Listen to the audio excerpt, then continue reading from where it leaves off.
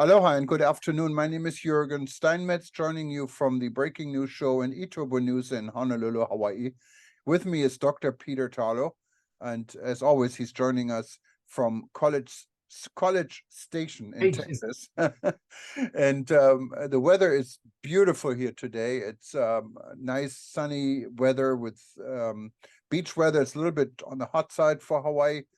And we don't have any fires. Everything is clear and just perfect. How are things in College Station, Peter? Well, we have in Celsius about 43 degrees. In Fahrenheit, it's about 107 in the shade. So it's definitely warm. We're hoping next week to get some rain. We have a fire ban on, and we are being very careful with water, so that we don't want to repeat here, of course, what happened in Hawaii. But it's normally very hot in Texas in August. This year's been a little bit hotter and a little bit longer, but hopefully it will eventually break. Now people are saying, well, it's going to go to 98. We're going to have wear a winter coat because we've gotten used to degrees over 100.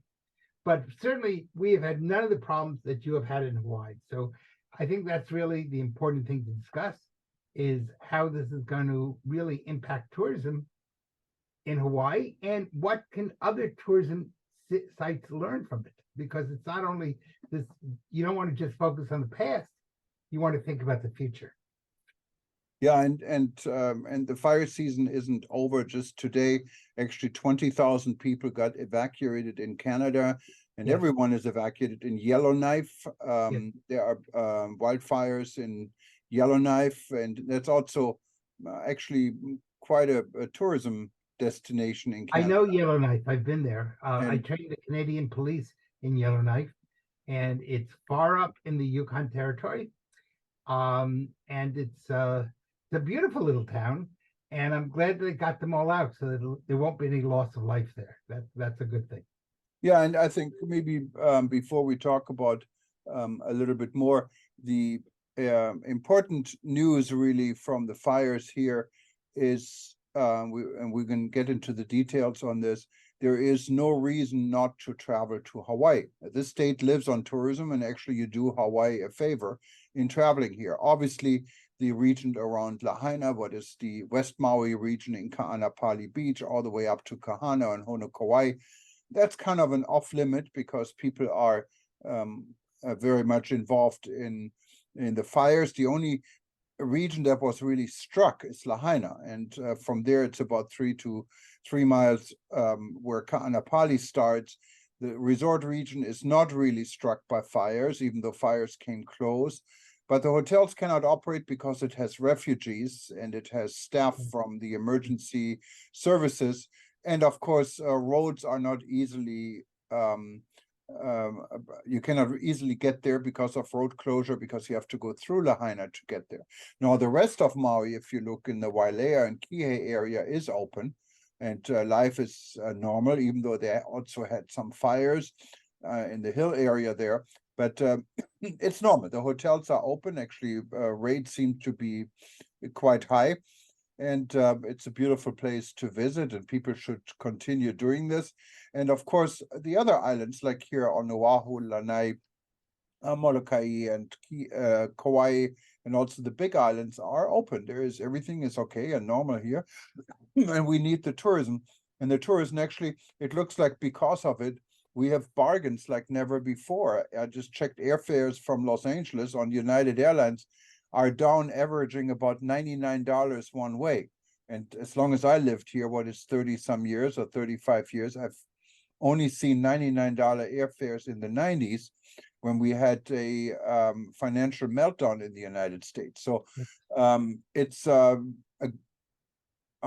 good time to come, I think, and it's also important for our economy, because if you want to help, tourism dollars help. And of course, you should not even get close to the area in West Maui. And it is true, if you do try this, it's not only closed, it's illegal to go there, but also you're probably not very seen as a very welcoming guest. That only come here if you bring some supplies and want to help. And that's a reality, of course. So there's, I guess, a philosophical question because Hawaii had been going through a period where it didn't want many tourists because of it said it destroyed the local culture. And then, of course, there's the tourism industry, which is the backbone of Hawaii's economy. So you kind of have this bifurcated concept. And then, and of course, you're there and I'm not. But what I'm reading is that there's a lot of resentment by people in Western Maui um, because people are sunning themselves and having a great time in the resorts parts of the other parts of Maui. Now, some of those people I was also told could not leave. In other words, that they wanted to cancel, and their Airbnbs or the hotels would not let them out early. They said, "You paid for it. This is we're not returning any money." But I guess there's this two sides. There is the side of which is human nature. I'm not blaming anybody. How could you be enjoying yourself when I'm suffering? On the other hand, if I'm not enjoying myself in a community that lives on tourism, then we're all going to suffer because there won't be any economy either. So this is I don't have an answer. I wish I did an easy answer, but this is truly a philosophical question, and I think it's something that Hawaii is going to be dealing with a long time. Is how much tourism does Hawaii want? Um, what is too much? Is there over tourism? Is there under tourism? And maybe nobody knows the answer to this yet, but it's I think this should be a very important concept that people need to talk about in Hawaii. Yeah, and it's not only in Hawaii, it's a question for many, many regions. Right now, I can tell you, we do need tourism. It's the brink of our economy. There are only two economies really that matter, that is tourism and military. And we need both. We have too many homeless people. And yes, we do want people to respect culture and all of this. It's wonderful. But let's face the reality. A tourist coming to Waikiki is not necessarily coming here to experience the Hawaiian culture. It could No. be, I mean, I'm really blunt to say this, like a fake luau where we can get drunk and have a lot of good, maybe have some good time, but that's not the Hawaiian culture our tourism chief is talking about. If you go to some areas like Molokai, maybe you have different objectives, or even Kauai. But here at Waikiki, come on, you come here to have good food, have a nice beach, and maybe party a little bit, and just to have a good time, out time. That's what Well, tourism is about as well. so this is, there's two parts to tourism. There's the visitor and there's the host. And you're certainly representing what the visitor says, but at least reading eTurbo News and some of the articles, for a long while, the Hawaiian Tourism Authority, or whatever it's called, was kind of had mixed feelings about promoting Hawaii, or were they over tourism? And this is in other places too. Hawaii, of course, is a special situation. It's an isolated set archipelago of islands. It's not, you can't drive to Hawaii from California. And so that means you have to import all your food, you have to import all, most things that in Hawaii are imported, which is why it's a little more expensive. And I understand that. This is going to be a major philosophical concept. How much tourism is good and how much don't we want? And of course, the other side of that is if you don't have tourism, you don't have employment. And if you don't have employment, people can't go to the supermarket. They can't live their lives, and they don't pay taxes, which means that the government doesn't have any money because governments don't produce money, they just recirculate money. So again, I'm not sure how Hawaii will settle this, but I do think this will probably have many, many issues that are going to come out. There's going to be the political side, which will be a Hawaiian issue. There'll be the philosophical side, which is a tourism issue, and there'll be the economic side. And the last part is safety and security. How do you not have this happen again? What are some of the lessons learned that other places can not make Hawaii's mistakes? Yeah, and of course, it's quite easy after the fact to analyze what went wrong. Of course. You can point a lot of fingers and blame a lot of people. And yes, I think there are major mistakes done, and we have to learn from it. Can we correct the mistakes? No, not now. I mean, we can prevent to hopefully ever happen this again. People are dead. Yeah.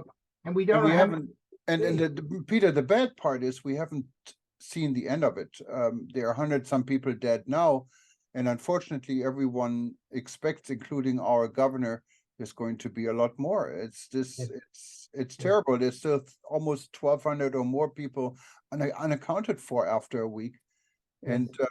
and there is no reason to be unaccounted for anymore because there is no communication is possible. You can leave the area.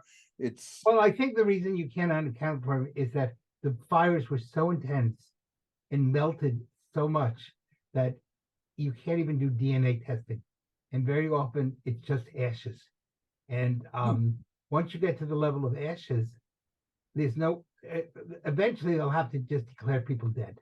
In other words, they won't actually be able to connect a body part with a particular human being. They're down to right now trying to do DNA testing by if they can find one tooth, because the tooth is made of ivory and probably didn't melt. But this fires were so intense that they could melt steel, and human beings had no chance. On top of that, there's another part that no one's talking about. They created terrible air pollution and smoke, and much of that is poisonous, or not, I don't know if it's poison, but it certainly is not healthy. Maybe that's an overstatement, poisonous. And, there's the issue of water contamination, there's the issue of air contamination, and you can't control where the wind goes. So there's a lot of problems there. It's not just going to, clear up 1, 2, 3. I don't know if they'll ever bring Lahaina back. I hope they will. You guys would know better than I would, but there's a lot of problems. And my guess is, in the end, they'll just say something like, "Well, the death toll was 1,000 people. We're just people who are missing." They'll say, "We don't know where you are. May you rest in peace." Yeah, and it's horrible to think about it. So let's see how this develops and the way Lahaina comes back. I think it will be back, but we have to be careful. There's already speculation, and there are already attempts actually from scrupulous realtors to Yes. buy land, and because of our economic situation in Hawaii, high prices, people don't have money. Even if you have a house, what's maybe worth $1 million because of the location the house is, not because of the house, you have no insurance because these people living from paycheck to paycheck didn't have the money for insurance. So even if they own the house from generations, yes, it's rent free, but the cost of living is so high, so you still live paycheck for paycheck. And I And believe that's a big problem here. I believe the government gave as a grant to everybody $700. Oh, Which that's outrageous. yeah, It's outrageous, $700 and doesn't go very far in Hawaii, does it? no, and there's a lot out there already criticizing, and people are saying today President Biden's welcome won't be all that great in Lahaina, because more needs to be done, and I have to agree more should be done. Whether it's correct to say, okay, we shouldn't help Ukraine because we need to help Lahaina, that's two different subjects. But I mean, this is definitely, these are US citizens that are suffering, people who got into a situation for what reason, it's not clear yet, but not because of anything they did, that's for sure. And their families on the line, they're people hungry. Yes, we need to help. Now, in some of the videos you will see after our conversation, you will see that people actually got together on their own, not really waiting for government, and transporting goods actually on the boat because authorities are closing some of the roads, and Yes. many of the items are missing. They're just doing it. And these are the real heroes in this game because they're just doing things to help people. Yes, and I think we will be discussing for a long time. Hawaii is very much government controlled. It's one electric company. There's no competition. The government owns a large amount of the land and it knew about potential fires on these grasslands, and I guess winds that come down from the western slopes. And again, you know this better than I do. I'm getting it from news reports, but there was very poor land management on the part of Hawaii. And I know when I was in Maui, I was in meetings where we warned about the potential for a major fire and that there was no real protection. And there had been, now it's coming to light, there have been multiple reports saying you've got to do something, and Hawaii chose not to. So this is a real issue of how much government should be involved. And I think what you're pointing out, when people are doing it without the government, maybe sometimes we need to have smaller government, and big government becomes a bureaucracy where one part fights with another. And that's, again, a philosophical question we're going to have to think about. But when we take away individual liberty and replace it with governmental control, people lose their ability to take care of themselves. Yeah, and And it becomes incompetent. I mean, the government becomes incompetent. Maybe the government doesn't want to be incompetent. And Yes. I'm sure Governor Green is a great guy, and he's trying to do his absolute best, and so is everyone else in the public sector. But the organization itself is mismanaged. Yes. And that probably explains some of the things that happened here, unfortunately. And on top of that, each part of a government has particular rules it has to follow. And it's like one hand doesn't know what the other hand's doing. So the right hand says go left, and the left hand says go right. And meanwhile, you're caught in the middle. And so this is going to be, I think this tragedy, and even, right now, thank God, well, we don't know, it's about 100, I think 12 people today. I thought I heard something like that. But again, I think everyone, including the governor of Hawaii, expects it to go many, many hundreds of people more. I wouldn't be surprised if it doesn't come out to a 1,200 people, in the end, which is really tragic. Because I don't think, as every day goes by, the chances of finding people alive is less and less. We're in a race against time. But I think it's going to create many important philosophical and conceptual issues dealing with public policy, and where we need the private sector versus where we need the public sector. And it's a terrible tragedy. The most we can do is learn from it. And we can hope that the tourism industry is paying very careful attention, and that one of the key elements, I think, that comes out of that, if you don't have good safety, if you don't have good security, in the end, you won't have tourism. And this was an example of lack of safety, lack of security, however you want to call it. And you know what? It destroyed not only the tourism industry there, it destroyed the community. Yeah, and of course, the laid-back lifestyle is something what is hard for an outsider maybe to understand, and it's just the way things are. That's why sometimes maybe things are better here, because people don't worry so much. But you can also see what it could do if it's completely mismanaged. And it's definitely a very sad situation. I don't think we've heard the last about it. And we just have to see what is next on the agenda. The most important part right now is to help people that are affected, so they can somehow put their pieces together in life. And of course, we need to get closure when it comes to the victims in this tragedy. Yes, I think they're probably going to have some mass funerals or some other special memorial services. We talked about 9/11, which of course was an attack by foreigners on our soil, but and almost 3,000 people died. But this is not this. If they finally declare maybe 1,000 people died, this will be the worst natural fire in the history of the United States. Yeah, and that's a record you don't really want to No, you don't want it. promote for tourism. But it's going to be really interesting to see some of the. I know you have special films to show, and it's going to be really interesting to see them. Yeah, we will actually after this, so please stay tuned. We're going to show you a few clips. These are not professional media clips. One is more, I would say, has a sense of promotion in it. It's from our former Senator Tulsi Gabbard. She was in Lahaina and talked to some of the people on the ground. You get a little bit of a different perspective, a Republican perspective. And then you will also very rare in Hawaii, which is a one-party state. You will see some of the homegrown movies from people actually who went through this. You see some clips from people in the car trying to escape the fires.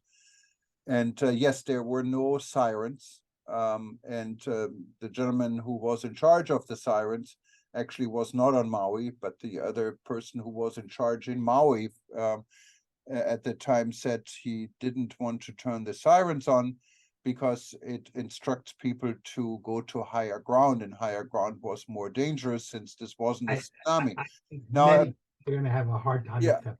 Yeah, of course, and he resigned today, so maybe he understands now himself this was not really the wisest Yeah, decision. this was kind of a ridiculous statement. So this is really when you get, this is big brotherism. Because I think the people are too stupid to figure out there's a fire in front of them. And I'm glad he resigned. He probably should go on trial, but that's a whole nother issue. Anyway, I'm looking forward to seeing the films. So let's go. All right, Peter, and please stay tuned, guys. Thank you. Mahalo.